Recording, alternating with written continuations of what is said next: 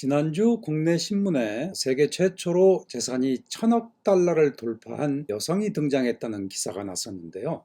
기사 주인공은 롤레알의 상속녀 베탕쿠르였죠. 여성 중에는 세계 최고 부자이고 남녀 모두를 합해서도 세계 12위 부자라 하더군요.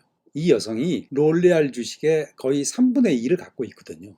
롤레알은 세계에서 규모가 가장 큰 화장품 회사이죠. 롤레알의 기업 가치는 우리 돈으로 하면 300조 원 정도 되는데요. 기업 가치로 하면 전체 유럽 기업 중에서 네 번째로 큰 기업이랍니다. 제가 오늘 소개할 인물은 롤레알 120년 역사에서 가장 위대한 경영자로 평가할 만한 프랑수와 달인데요. 아마도 롤레알이란 기업은 아시겠지만 프랑수와 달은 잘 모르실 겁니다. 바로 이 사람이 베탕쿠르와 7, 8년 전 세상을 떠난 그의 어머니를 세계 최고의 부자 여성으로 만들어준 사람이랍니다. 롤레알이 이렇게 세계적인 기업으로 성장하기까지 흥미로운 사건들이 정말 많은데요. 아마 여러분들은 롤레알 하면 너는 소중하니까 라는 광고 슬로건을 가장 많이 떠올리실 겁니다. 1970년대 여권신장이라는 시대정신의 변화를 선도적으로 반영한 역사적인 광고 슬로건이죠. 너는 소중하니까 라는 광고 카피는 50년이 지난 지금도 롤레알이 사용하는 대표적인 광고 슬로건이랍니다. 하지만 저는 오늘 롤레알의 광고가 아닌 다른 이벤트를 주로 다룰 예정이랍니다. 제가 롤레알 역사에서 가장 중요한 사건으로 보는 것은 롤레알 창업자가 자신의 외동딸에게 회사 경영권을 물려주지 않고 프랑스와 달이라는 전문 경영인에게 물려준 사건이랍니다.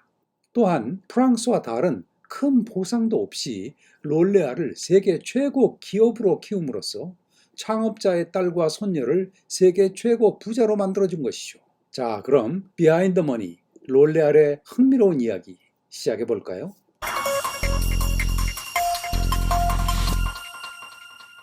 프랑스와 달 얘기를 하기 전에 먼저 롤레알을 창업한 유진 슈엘러에 대해 간단히 말씀드려야 할 것 같은데요. 그는 프랑스에서 화학공학 분야로 유명한 대학을 1904년에 졸업했는데요. 당시 프랑스는 화학 분야에 있어서 세계 최고 수준이었답니다. 제가 뒷봉 영상에서 근대 화학의 아버지가 라부아지에라는 프랑스 사람이라고 말씀드렸죠. 슈엘러는 대학을 졸업한 후 솔본 대학에서 시간 강사로 일하던 중에 머리 염색약 개발에 관심을 갖게 됐다고 하는데요. 당시 염색약은 색깔이 검정과 빨강 두 가지 색밖에 없었다고 하더군요. 더 큰 문제는 염색약의 질이 형편없었던 모양입니다. 염색약에 납성분이 들어가 있어서 피부 건강에 치명적인 해를 입힐 수도 있었죠. 몇 년을 노력한 결과 슈엘러는 안전이 보장된 혁신적인 염색약을 개발해서 1909년 회사를 설립한답니다. 이 회사가 바로 롤레알의 전신이랍니다. 이런 역사 때문인지 지금도 롤레알 하면 머리 염색약 회사로 알고 있는 분들이 많답니다. 그런데 슈엘러가 염색약 사업을 시작하려 할 때 주위 대부분 사람들이 만류했다고 하더군요. 염색약 시장 규모가 너무 작다는 이유 때문이었죠. 그런데 슈엘러는 현재 시판되고 있는 염색약의 품질이 형편없어서 사람들이 염색을 하지 않는다고 생각한 것이죠. 자신이 만든 안전한 염색약이 시장을 키울 것이라고 믿은 것이죠. 지금은 서양 여성의 7, 80%가 염색을 한다고 하더군요. 슈엘러의 예상이 맞은 것이죠. 그런데 실력만으로 사업을 하는 건 아니죠. 물론 슈엘러는 최고의 염색약 제조 기술을 갖고 있던 사람이었죠. 그런데 회사를 설립한 지 10년 정도가 지나면서 그에게 운까지 찾아온 것이죠. 제1차 세계대전이 끝나면서 재즈의 시대가 유럽 전역에 퍼지기 시작한 것이랍니다. 재즈 시대의 특징 중 하나가 다양한 머리 스타일과 색을 강조하는 것이라고 하더군요. 1920년 말 프랑스에서만 4만 개 이상의 미용실이 성업하면서 염색약이 불티나게 팔렸다고 하더군요. 참고로 당시는 염색을 미용실에서만 했던 시절이었답니다. 그리고 1930년대부터 헐리우드 시대가 열리면서 영화 배우들이 전 세계 유행을 선도하게 되는데요. 특히 진 할로우, 브리지도 바르도, 마릴린 먼로 같은 금발 미녀의 인기가 대단했죠. 블론드 머리카락을 갖고 싶어하는 여성들의 욕망이 커질수록 롤레알 염색약의 매출은 증가한 것이죠. 그런데 슈엘러는 프랑스에서 사업을 하는 데 있어서 치명적인 약점이 하나 있었답니다. 그런데 이 약점을 이해하시려면 1940년대 프랑스 역사를 좀 아셔야 합니다. 독일이 제2차 세계대전을 일으키면서 1940년 프랑스를 침공하지 않습니까? 이때 프랑스 내부 정치인들은 독일과 휴전을 하자고 하는 파하고 결사항전하자는 파하고 의견이 갈렸다고 하더군요. 휴전파는 프랑스 땅의 약 60%에 해당하는 북쪽을 독일에게 떼주고 남쪽은 프랑스가 자치권을 갖자는 제안을 독일에게 한 것이죠. 당시 독일의 기세는 금방이라도 전 유럽을 지배할 것 같았기 때문에 휴전파를 지지하는 사람들이 꽤 많았다고 합니다. 이들 휴전파 정권을 BC 정권이라고 부르는데요. BC는 프랑스 남쪽에 있는 휴양 도시의 이름으로 여기에 휴전파 정권의 행정부가 있었던 모양입니다. 그런데 1945년 연합군의 승리로 제2차 세계대전이 끝나지 않습니까? 종전 후에 프랑스 내에서는 BC 정권 인사들에 대한 대규모 숙청이 있었답니다. BC 정권에 있던 사람들은 갑자기 독일 나치에 협력한 사람이 돼버린 것이죠. 이 숙청 과정에서 사형 선고를 받은 프랑스 사람만 해도 6천 명이 넘었다고 하더군요. 프랑스의 비극적인 역사죠. 다시 슈엘러의 얘기로 돌아가겠습니다. 당시 슈엘러는 라카굴이라고 부르는 우익단체와 상당한 인연을 맺고 있었는데요. 이 단체의 재정적인 지원도 많이 해준 모양입니다. 그런데 문제는 이 라카굴이라는 이 단체가 BC 정권을 지지했기 때문에 라카굴을 지원했던 슈엘러 역시 나치 독일의 협력자가 돼버린 것이죠. 이것이 바로 롤레알이 지금도 갖고 있는 아킬레스 건이랍니다. 슈엘러는 다행히 형무소 가는 것까지는 모면했죠. 제 개인적인 생각입니다만 슈엘러는 이 사건을 겪으면서 큰 결심을 하게 되는데요. 외동딸에게 롤레알의 소유권만 물려주고 경영권은 전문 경영인에게 맡긴다는 결심을 한 것이죠. 원래 슈엘러는 회사를 외동딸에게 물려주려고 계획했던 것 같습니다. 딸이 15살 때부터 롤레알에 나와서 경영 수업을 받도록 했으니까요. 그러다가 생각을 바꾼 것이죠. 자신이 겪은 정치적인 고초를 외동딸이 겪는 것이 싫었을 겁니다. 프랑스에서 사업을 한다는 것은 장사만 잘한다고 되는 문제가 아니었음을 깨달은 것이죠. 이제 프랑스와 딸 얘기를 해볼 텐데요. 프랑스와는 1918년생이니까 슈엘러가 아버지 뻘쯤 된답니다. 대학은 프랑스 파리의 명문 법과대학을 나왔는데요. 학창시절에 공부도 잘했고 리더십이 대단해서 장래가 촉망되는 학생이었죠. 원래는 법대 교수가 꿈이었는데 독일이 프랑스를 점령하면서 당분간 공부를 접고 변호사 일을 했다고 하더군요. 프랑스와는 젊은 시절부터 마당발로 유명했다고 하는데요. 대학 시절 프랑스와의 절친이 앙드레 베땅꾸르였죠. 바로 이 사람이 나중에 슈엘러의 사위가 되는 사람이랍니다. 그런데 베땅꾸르는 아까 제가 언급했던 라카굴 단체의 젊고 유능한 회원이었기 때문에 슈엘러와 친분이 두터웠죠. 그랬으니 외동딸하고 결혼까지 시켰겠죠. 그런데 어느 날 베탕쿠르가 프랑스와 달을 슈엘러에게 소개한 것이랍니다. 운명적인 만남이 성사된 것이죠.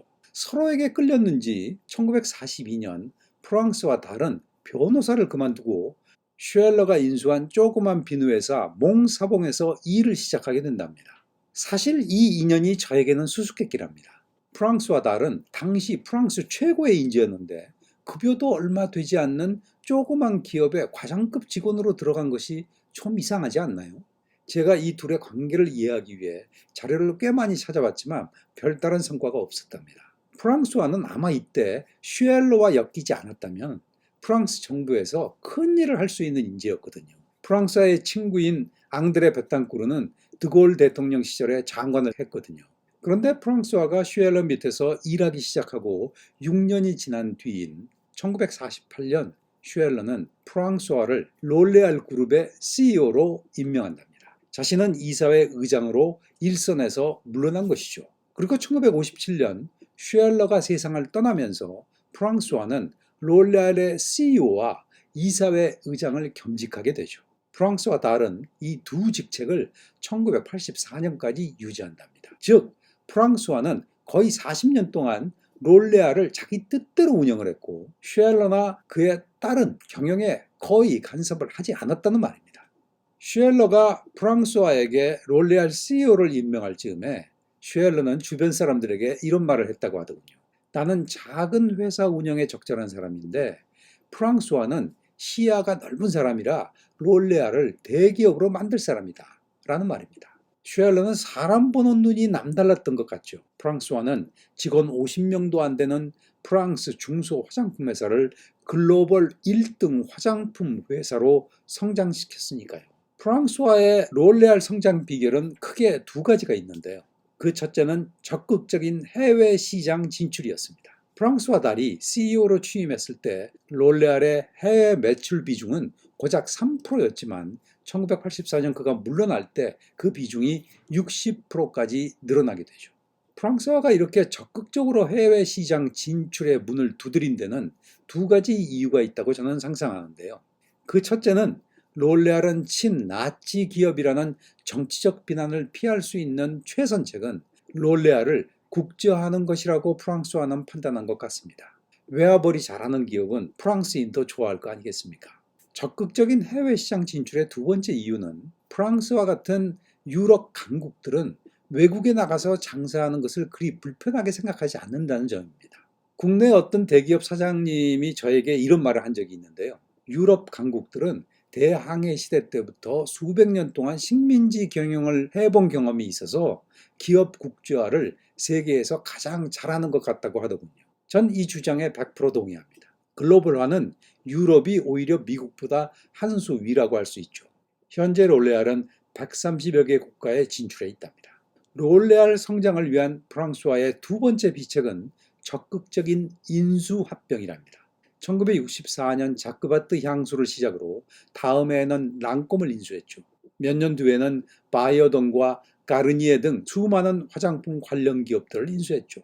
롤레알을 전 세계 화장품 기업 중 가장 다양한 포트폴리오를 가진 화장품 종합 회사로 바꾼 것이죠.